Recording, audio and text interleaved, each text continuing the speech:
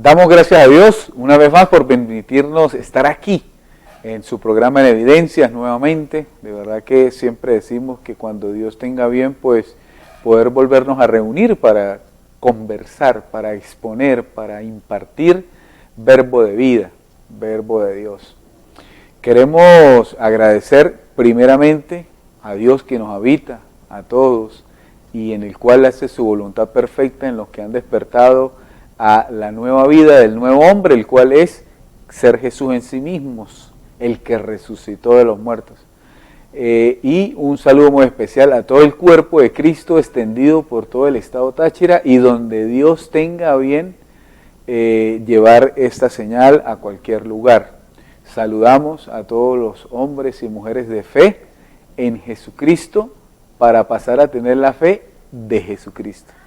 Debido a que en la carta a los Hebreos, el apóstol Pablo, hablando de perfección, hablando de madurez espiritual, hablando de la estatura de varón perfecto, les decía a los hermanos que dejaran ya los rudimentos, ¿sí? Y uno de esos rudimentos que habló que dejaran era la fe en Jesús. Y no era que dejaran de creer en Jesús, era que dejaran de tener la fe de ellos hacia Jesús y pasaran a tener la fe de Jesús en ellos. Por eso, de la fe de Jesús a la fe en Jesús. Y es muy importante, ¿por qué? Porque la historia bíblica refleja la fe de las obras y después de la cruz refleja el don de la fe, ¿sí? La fe de las obras se basa en que tú como hombre tienes tu fe y esa fe quiere agradar a Dios. Y la fe en la gracia es el don de la fe que no es tuyo, que es de Dios, quien lo estableció en ti, lo impartió en ti, lo imputó en ti, y ese don obra para Dios, porque se convierte en Dios dentro de ti para obrar en las obras que Dios preparó de antemano. Esta es la diferencia de la fe de las obras y el don de la fe. ¿Por qué? Porque el hombre quiere obrar para agradar a Dios. De eso se trata el antiguo pacto. Y de eso muchas personas que no conocen que el don de la fe no es de ellos, sino de Dios mismo dentro de ellos, siguen buscando cómo agradar por sus obras en la carne, porque dice la Escritura que Dios aborrece toda obra de la carne, y buscan cómo agradarlo en la carne, sin saber que Él aborrece toda obra de la carne. ¿Por qué? Porque toda la obra de la carne no le pertenece a Dios, ¿sí? Pero cuando tú comienzas a tener la fe, el don de la fe, el don se manifiesta a través de tu cuerpo, a través de tu carne, no antes. No con tu esfuerzo querer agradar a Dios, sino que Dios se manifiesta a través de los que han entendido. Para esto es muy importante ser alumbrados, ¿sí? En la iglesia de los Corintios, Pablo decía, yo oro para que ustedes sean alumbrados, ¿sí? Y ellos eran, en todo don espiritual, tenían mucha riqueza, en todo, ¿sí? Pero lo que no tenían era alumbrados el entendimiento. Tenían entendimiento, pero no tenían alumbrado el entendimiento. Entonces esto es, no es una línea de tiempo, porque el tiempo no es una línea. ¿Sí? Porque si el tiempo se toma en línea, tú te basas al pasado para vivir el presente. Pero el tiempo es como una espiral subiendo, ¿sí? En ese tiempo del eterno presente es que se forma Cristo, en esa espiral así. ¿Por qué? Porque tú vas saliendo de una condición animal, pasas a la condición carnal y luego pasas a la condición espiritual y alcanzas en la condición espiritual la madurez espiritual, ¿sí? Esa madurez espiritual es donde Pablo invitaba a los hermanos, salgan de los rudimentos, tales como, y hablaba de la fe en Jesús. ¿Por qué? Porque tienes que saber que tú mismo eres Jesús y tienes la fe de Jesús, ¿sí? Habló de algunas otras cosas ahí, pero hoy vamos a hablar de este tema importante, porque el don de la fe es una ley, ¿sí? Es una ley que él le llama la ley del Espíritu, ¿sí? Y como es una ley que él creó, él no la quebranta, ¿sí? Entonces, no estoy hablando de la ley de las obras que era en los 10 mandamientos, el hombre tratando de cumplir la ley de las piedras dada a los judíos, no a los gentiles, o sea, no a los que no habían nacido fuera de Israel, sino a los israelitas o a los hebreos. Entonces, esa ley no es de los gentiles, que ahorita muchos que dicen conocer a Dios, pero no lo son, están tratando de inculcarles esa ley, o han hecho eso, inculcar esa ley a los gentiles, los cuales son los que no nacieron en Israel. Entonces tratan de meterles esa ley, y esa ley no es para los gentiles. Los gentiles no tenían ley, los gentiles vivían sin ley. ¿Por qué? Porque no sabían qué era lo bueno y lo malo, ¿sí? Entonces, pero fueron introducidos a la ley del Espíritu por medio de la fe. La fe no son obras, y ni la fe tiene obras, ¿sí? ¿Por qué? Porque el Evangelio de la Gloria, el cual le fue dado a un solo hombre, llamado el apóstol Pablo, el primero. Cuando digo un solo hombre, digo que fue el primero en esa época, ¿sí? Porque desde antes de todos los tiempos y todas las edades a nadie se le había dado eso, sino a ese hombre se le dio el conocer el misterio que estaba oculto, valga la redundancia, por todos los tiempos y todas las edades. Y él habla de la ley del Espíritu, que por la ineficacia, la ley de las piedras fue quitada, por la ineficacia fue quitada después del sacrificio en la cruz, y eso dio al nuevo pacto, dio abertura al nuevo pacto a través del derramamiento de sangre, que fue la firma de ese nuevo pacto, para que se activara todas las cosas nuevas, que todo es hecho nuevo por el Espíritu. Entonces entramos al régimen que Pablo, el apóstol, perito, arquitecto de la iglesia, le llamó el régimen del Espíritu, o le llamó la ley del Espíritu. Y como toda ley, ¿sí?, no se puede quebrantar esa ley. ¿Por qué? Porque esa es la ley eterna. ¿Por qué le digo eterna? Porque es en la que estaba antes de la caída, en la ley que funcionaba Adán, ¿sí? La raza Adán funcionaba en esa ley. Y ahora es aún mayor, porque ahora es espiritual, ¿sí? Porque Adán era alma viviente, ¿sí? Tenía espíritu, pero también el alma de los sentidos no le eran madurados, entonces eran sentidos que se podían engañar. Por eso cae en el engaño del egocentrismo, que le decía, no, mire, evalúe las cosas en el conocimiento del bien y del mal, que usted no va a morir. Pero resulta que para Dios sí murieron. ¿Por qué? Porque Dios les hablaba directamente a la mente y ellos no evadían la voz de Dios. Ahora pasaron a ser evasores de la voz de Dios y seguían a su intelecto hasta el día de hoy, hasta que el hombre regenera el entendimiento o renueva el entendimiento a la mente de Cristo y deja de oír su razonamiento propio. Porque el razonamiento propio es una información que tú adquieres desde que naces. Entonces a ti te ponen el nombre Pepito Pérez, y entonces Pepito Pérez es hijo de María tal y Luis tal, y Pepito Pérez tiene esta dirección, Pepito Pérez estudia en tal lugar, se formó académicamente en tal escuela, luego en tal colegio, luego en tal universidad, y comenzó a adquirir un conocimiento terrenal, porque todo lo que hacía era satisfacer los apetitos que le enseñaron a tener que tenía que satisfacer.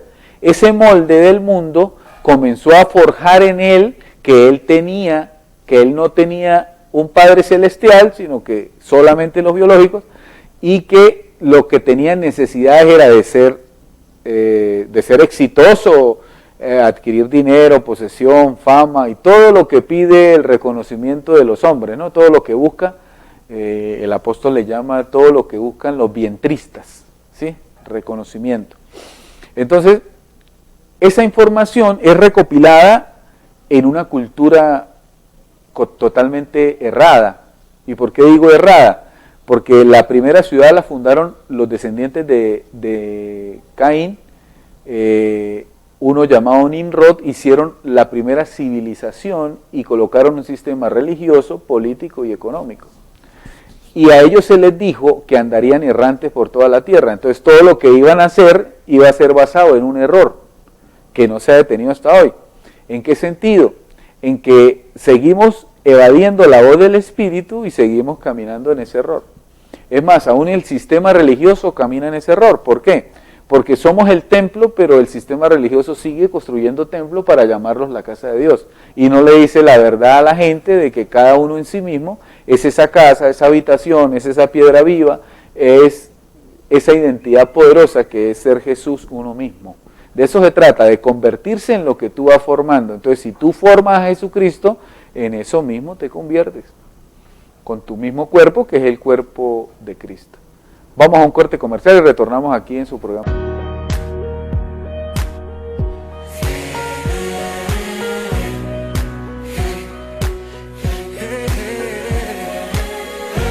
Seguimos acá en este segundo segmento de su programa en Evidencias, agradecido de Dios porque usted continúa ahí. Es muy importante esto que venimos hablando, es tan importante que de eso depende que estés en bendición o no. ¿Por qué? Porque si tú sigues buscando a Dios por fuera, que ese es el engaño de todas las religiones, todas, póngale como le ponga, toda la filosofía de los hombres en la parte doctrinal religiosa es un engaño. ¿Por qué? Porque tú buscas a Dios fuera de sí mismo, ¿sí? Nadie encuentra algo que ya tiene por fuera, porque ya lo tiene que reconocer que lo tiene. Entonces, al reconocer que el misterio que estaba oculto, ya no está oculto, ¿sí? Ahora, ese misterio dejó de estar oculto para que todas las gentes conocieran dónde está Dios. Y Dios te dice, por medio de la Escritura, que Él está en ti, ¿sí?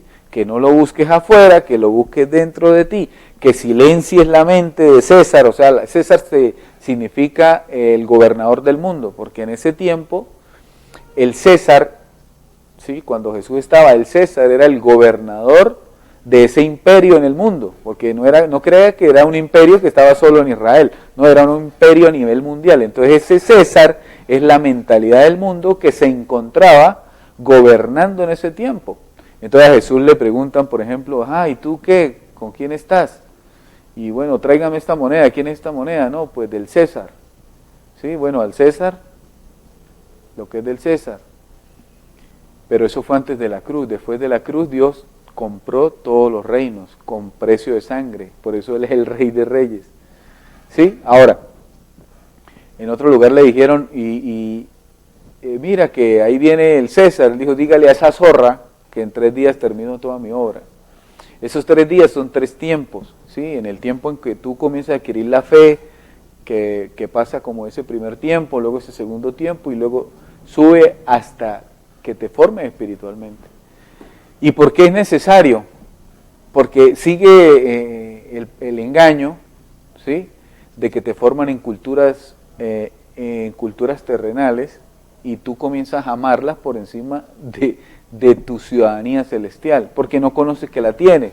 Al conocer que la tienes, comienzas a interesarte y tu espíritu comienza a recordar en tu mente quién era, ¿sí? Porque es que la Escritura te dice que tú eres un escogido desde antes de la fundación del mundo. Porque es que la Escritura te dice que eres predestinado para una sabiduría que ya tienes preparada de antemano, que simplemente tienes que dejar que te atrape, saber que eres escogido, y comienza ella a evolucionar en ti para poder Dios vivir en perfección a través de ti. ¿Por qué? Porque si tú no tienes el conocimiento pleno, no tienes perfección para que Dios pueda operar con su voluntad perfecta, ¿sí? Está la voluntad buena, está la voluntad agradable, pero también está la voluntad perfecta. La voluntad buena también tiene algo en contra, que es la voluntad mala. Lo bueno y lo malo es un árbol del conocimiento del bien y del mal, ¿sí?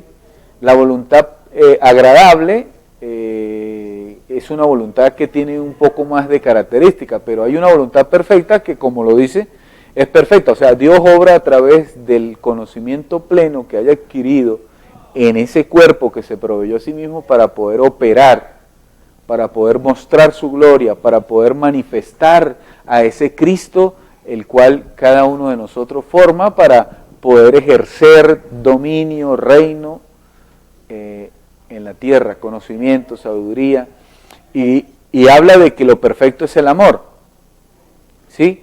Pero el mundo no conoce el amor de Dios, el mundo conoce el amor erótico, el amor filial, que significa el amor que produce erotismo, o sea, produce atracción, produce, sí, ese amor del cual muchos quedan sufriendo porque a la mayoría los desilusiona alguno de los dos. Después el amor filial, que es el amor familiar, que es un amor de familia, que es importante, ese amor es importante, pero el amor de Dios es el amor ágape, el amor espiritual, ¿sí? Donde te dice que debes amar primero la familia de la fe, donde te dice que tienes que amar primero, que tu madre y tus hermanos son los que hacen la voluntad de mi Padre, o sea que dejan de ser los que conocemos, ¿sí?, desde pequeños, y pasan a ser aquellos que hacen la voluntad de mi Padre. Y si nuestros padres biológicos hacen la voluntad de mi Padre, pues también son esa madre y esos hermanos, ¿sí? Entonces comienza Dios como a mostrarte cosas espirituales que pasan a ser contrarias a lo que tú venías adquiriendo en ese conocimiento desde que naciste. Ese conocimiento desde que naciste, por eso es que es necesario, ¿sí?, hablarle a la gente, ¿sí?, o hablarle a las gentes, ¿sí?, del don de la fe y no la fe de obras, porque en el desconocimiento el hombre quiere agradar a Dios con sus obras, ¿sí?, hacer y hacer y hacer y hacer, pero resulta que Dios no lo está viendo, porque Dios ahora tiene una ley del Espíritu, o la fe, la ley de la fe, ¿sí?, que no la quebranta. Entonces Él funciona por ahí. Él la otra no la toma en cuenta porque eso era del antiguo pacto. Entonces, como Él quitó el antiguo pacto, Él ya no toma nada en cuenta de lo que tenía ese pacto, porque lo quitó, ¿sí? ¿Y por qué lo quitó de en medio? Porque le impedía formarse en el creyente. Por eso Pablo, exhortando o corrigiendo a los Gálatas, les decía que eran insensatos porque habiendo comenzado por el Espíritu terminan por las obras de la carne, las obras de la ley, ¿sí? O que si acaso ellos habían recibido el Espíritu por las obras o por la fe, ¿sí?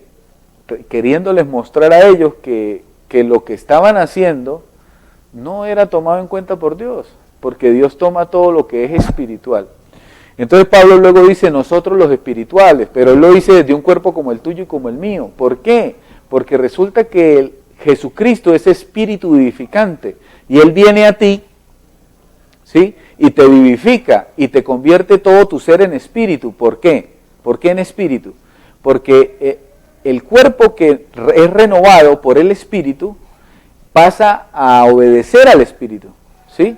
Deja de ser carnal, y no la constitución o la creación de él deja de ser carne, no, sino la información que la mente de Cristo comienza a procesar en ese cuerpo pasa a ser espiritual, y cuando tú operas en esa espiritualidad de Dios, no tienes ninguna condenación, porque vives de acuerdo a la voluntad perfecta de Dios. Entonces Dios quiere operar perfectamente. Perfectamente. ¿Por qué? Porque la mente de Cristo en cada uno de nosotros, la mente de Cristo, escúchame, la mente de Cristo, solo el que habló de esa mente fue el apóstol dado a los gentiles, ¿sí?, el apóstol Pablo. Él fue el que le dijo a todos, nosotros ya tenemos la mente de Cristo.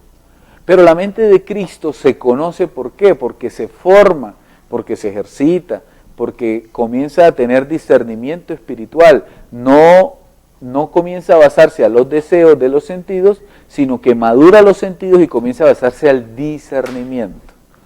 Vamos a un corte comercial y ya retornamos.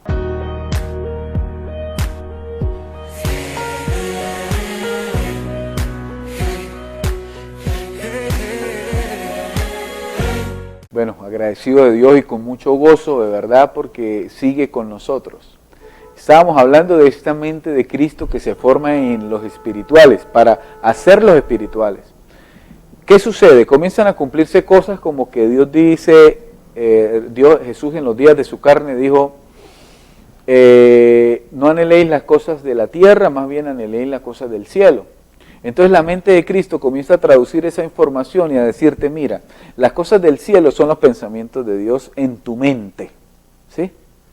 ¿Sí? Porque el cielo es para esto tengo que aclarar esto, la mente no es la masa encefálica, o lo que se llama cerebro, no, la mente es el espíritu que mueve ese músculo y le da información, le da conocimiento, para que él, como el decodificador de Dios, comience a operar la voluntad en el cuerpo. Por ejemplo, quiero rascarme la espalda, entonces usted se rasca la espalda. Sí, pero primero hubo un pensamiento. A ese espíritu de esa mente, en Cristo, en los pensamientos de Dios, comienza a operar en el cuerpo que se provee. Porque así como a Jesús se le dio un cuerpo para que Dios hiciera su voluntad perfecta, dice, ofrenda y sacrificio no quisiste por el pecado, ni nunca te pareció, por eso me preparaste cuerpo para hacer tu voluntad. Entonces así mismo tu cuerpo después de la cruz fue preparado, porque la cruz quita el pecado, destruye a Satanás, destruye la enfermedad, destruye las maldiciones, destruye todo lo que no pertenece al reino de Dios. ¿Sí? Y tú cuando naces sin pecado, con todas las herramientas para obrar para Dios, naces lleno del Espíritu. Lo que pasa es que no recuerdas nada y tienes que comenzar a recordar por el Espíritu que tú mismo eres hijo de Dios, tienes el Espíritu Santo dentro de ti. ¿Por qué? Porque Dios te engendró. Entonces cuando conoces eso en este tiempo, dices, no, Dios me engendró hoy. No, Dios ya lo hizo. ¿Por qué? Porque desde antes de la fundación del mundo eres escogido. En otro lugar dice que antes de que me formara en el vientre de mi madre fui apartado.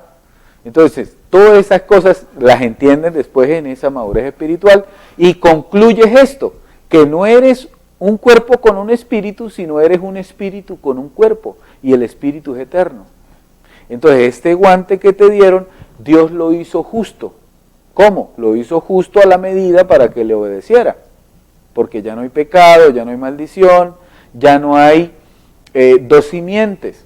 Antes era la simiente de Satanás, antes de la cruz, pero como él fue destruido en la cruz, ahora la simiente es la simiente de Dios. ¿Sí? De eso se trata. Entonces, en esa madurez espiritual tú comienzas a entender todos esos mensajes, las palabras que dijo Jesús, mis palabras son espíritu y vida, aunque Él las haya dicho en parábolas para que oyendo no oyeran y oyendo no entendieran, la mente de Cristo te revela todas las cosas porque Él lo prometió. Él dijo, yo voy a enviar el Espíritu de gracia que les recordará todas las cosas. ¿Y qué es ese Espíritu? Bueno, el Espíritu de la mente que te renueva, la mente de Cristo, la mente de Dios, la única mente, ¿sí? Te renueva el conocimiento. ¿Y qué sucede? Pasas a pensar como Dios piensa, a hablar como Dios habla, a resolver como Dios resuelve, ¿sí? Y a operar en todas las cosas como Dios lo hace.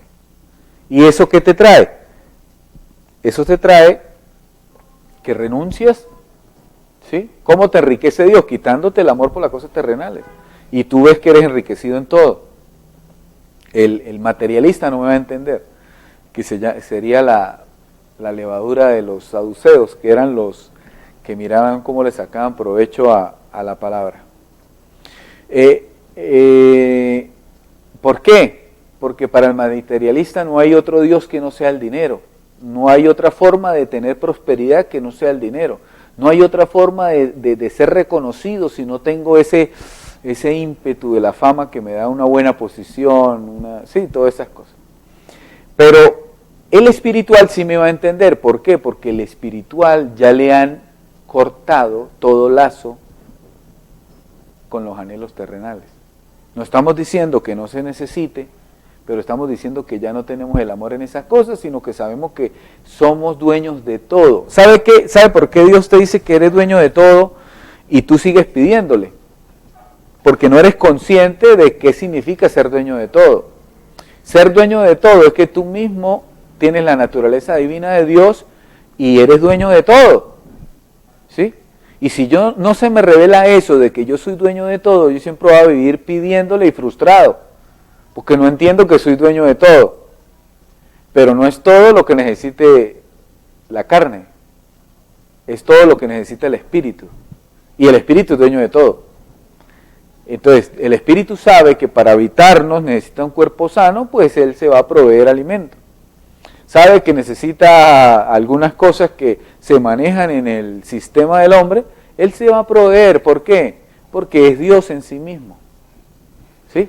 Pero tienes que entender que por eso tiene la fe de Jesús, porque tú mismo eres Él, ¿sí? Eso, cuando dicen conviértase en a Él, está diciendo conviértase en Él, ¿sí? A Él sería mirarlo por fuera, pero en Él sería mirarlo desde adentro, porque Él está adentro. Mire, Cristo está dentro de nosotros y en Cristo habita la plenitud de la gloria de la deidad de Dios. O sea, en tu cuerpo, ¿sí? Tu cuerpo, escúcheme esto, lo que estoy diciendo, tu cuerpo pasaría a ser como algo mayor. ¿Por qué? Porque si Cristo está dentro de tu cuerpo es mayor porque retiene a Cristo adentro, ¿sí? Y Dios es el mismo Cristo que está en toda su plenitud ahí. Entonces, escúchame, tu templo es templo de Dios, que es como decir, es Dios mismo obrando a través de ti.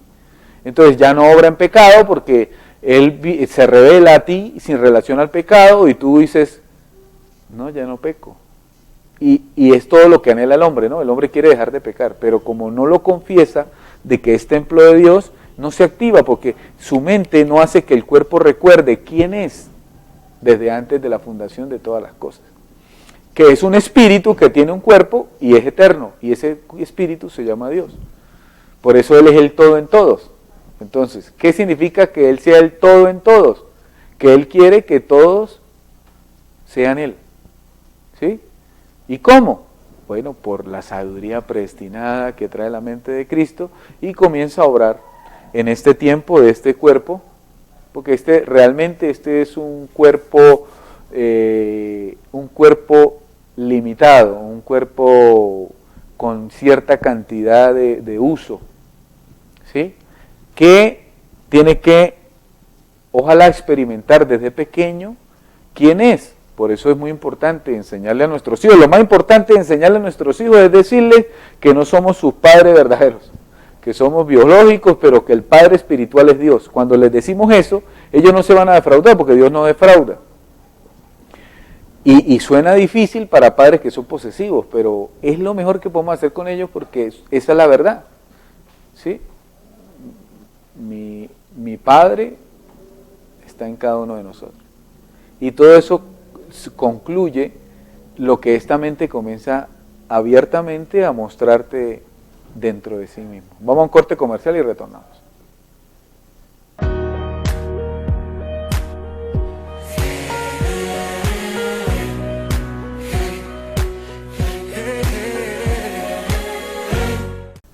Ahora, continuamos. Queriendo buscar y persuadir, al tú recordar quién eres en sí mismo, recuerdas que ya tuviste una relación en Dios antes, que eras unido a Él y eran un mismo espíritu, no el espíritu de hombrecillo. El espíritu de hombrecillo fue la caída del Espíritu Santo que tú eras, ¿sí? Del Espíritu de Dios que tú eras, fue reducido al espíritu de hombre pequeño, caído, donde fue vestido de animal y a razonar como un animal, ¿sí? Luego como un carnal. Cuando vino la religiosidad, el hombre comenzó a actuar como carnal. Y luego vino la mente de Cristo y el hombre comenzó a ser espiritual. No todos lo alcanzaron.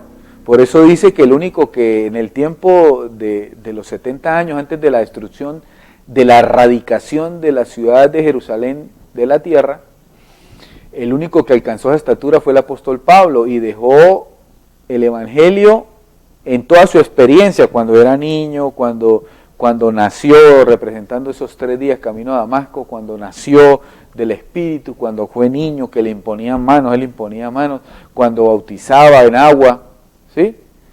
Todo eso lo reflejó ahí cuando era niño. Pero cuando dejó de ser niño, comenzó a entender que habían unos obreros, ¿sí?, que se decían ser de Cristo, pero eran fraudulentos. Que no glorificaban la cruz del Calvario. No glorificaban el sacrificio, no la madera ahí, no, sino el sacrificio perfecto de la cruz del Calvario. ¿Y qué significa esto? Volverse enemigo de la cruz de Cristo, ahí él mismo lo explica.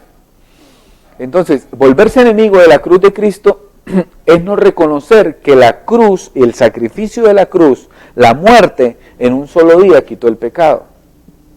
Es no reconocer que, que por medio de la crucifixión destruyó al que tenía el imperio de la muerte, y esto es al diablo. Es no reconocer que hizo un show de todos los demonios y del acta de los preceptos que estaban en contra de nosotros y la destruyó. Es no reconocer que tomó nuestras enfermedades y se las llevó a la cruz del Calvario y nos resucitó a todos con salud.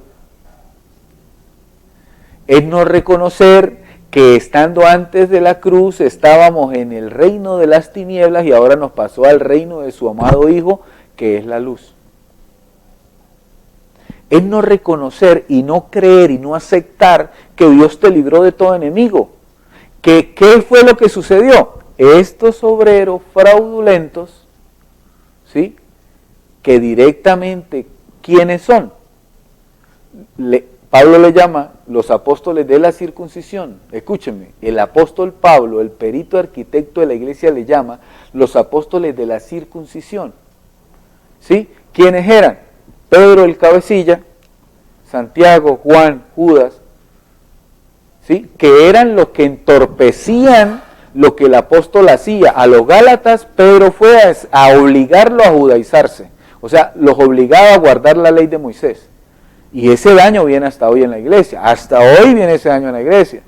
Entonces, mire, hace poco tuve una experiencia donde me ponía en peligro a varias personas y tomé una decisión que le llamamos podar el árbol. ¿Por qué? Porque aquel que cause 3 y 4 veces divisiones, deséchalo. No porque quiera uno desechar la persona, sino porque no tiene convivencia, ¿sí? Ahora, si para cuidar un grupo de gente se toma una decisión que se puede notar un poco drástica, un poco difícil, un poco, ¿sí?, pero como viene de recurrente y no se sana esa persona, pues se tomó la decisión de apartarla. Ahora, escúcheme esto. Estos obreros fraudulentos dañaron toda la enseñanza de la gloria hasta este tiempo. Yo no puedo preservarlos, ¿sí? Yo tengo que decir la verdad, a causa de lo que sea. Tuve una experiencia hace mucho tiempo donde le dije a Dios que yo le dije, córtame o úsame, pero no me uses para engañar a nadie. Y esa oración, él la escuchó tan atento que él mismo me ha quitado el engaño de mis ojos, de mis palabras, y ha comenzado la transformación de él mismo a través de lo que dice, a través de él mismo, a través de mí. Por eso es importante que o seguimos tolerando la falsedad que aún está escrita, porque son cosas que contradicen la gloria que escribió el apóstol Pablo dejando de ser niño, como cosas de que Satanás fue destruido.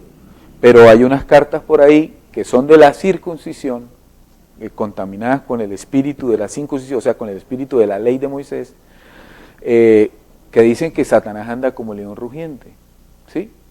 En otro lugar dice que, en Romanos 6:6, en el Evangelio de la Gloria, dice que que el hombre de pecado fue destruido.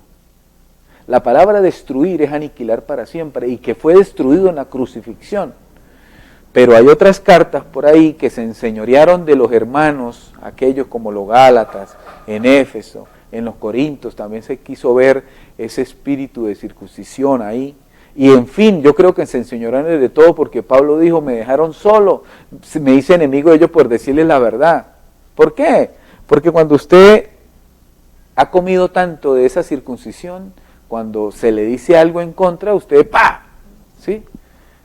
Se toca, se pellizca, algo sucede, pero si vamos a la humildad de lo que es, lo que significa que el apóstol aclaraba esas situaciones, la dijo 4, 5, 6, 7, 8 veces en diferentes cartas, y vas ahí y comienzas a mirar cómo era importante para el espíritu dejar claro que no caer en ese error porque era lo peor, era caer de Cristo.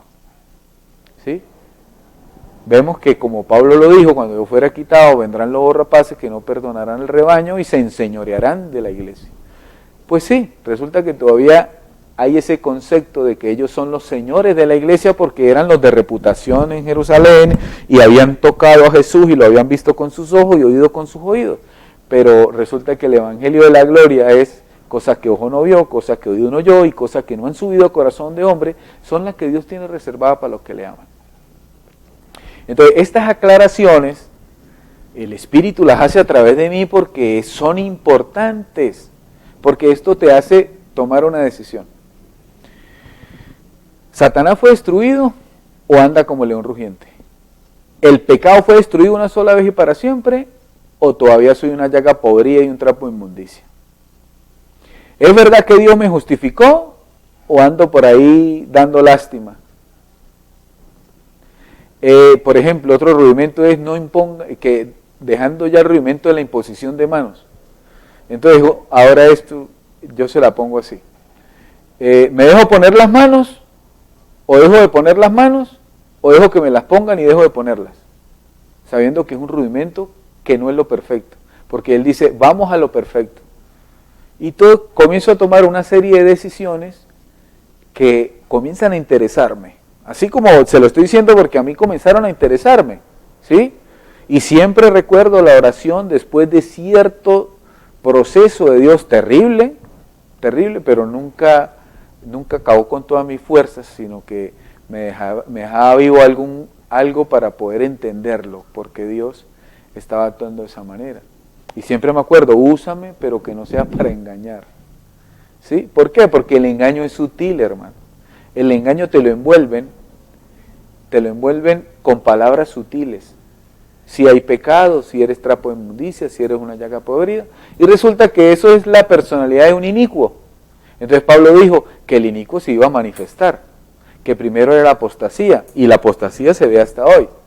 Pero ahora yo quiero honrar, ¿sí?, a través de este programa y de estos segmentos, quiero honrar el sacrificio perfecto hecho una vez y para siempre por Dios mismo en la cruz, el cual destruyó a Satanás, destruyó los demonios, destruyó las maldiciones, destruyó el pecado, destruyó la enfermedad. Hermano, pero estoy enfermo, mire, me duele aquí, o me está pasando esto, mire. Usted recibió una información de niño que no era espiritual, era totalmente carnal, terrenal y diabólica. Y por eso esa información manifiesta lo que tú has creído desde pequeño. Pero si a ti te forman como una superraza, por ejemplo, y te dicen, tienes el Espíritu Santo, Dios mismo obra en ti, y comienzas a evaluar y comienzas a experimentar que hay una sabiduría predestinada, la cual gobierna la sabiduría terrenal, y no se involucra, sino simplemente gobierna y reina sobre ella. Es diferente. Vamos a un corte comercial y ya retornamos.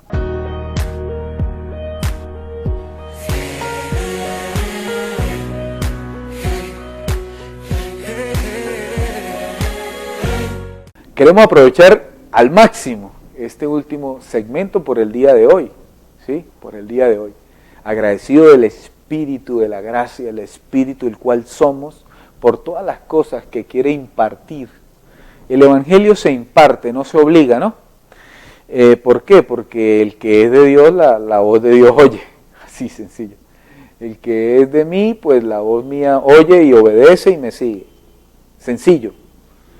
Y como Él no se niega a sí mismo, donde Él está operando en verdad y en perfección, pues comienza a reargüir y a decir, vamos a evaluar esto, vamos a buscar y vamos a indagar como los de Berea, que indagaban todo lo que el apóstol decía, y Él lo felicitaba, no, así es, ojalá todo creyente fuera así, y tomara una conclusión, ¿sí?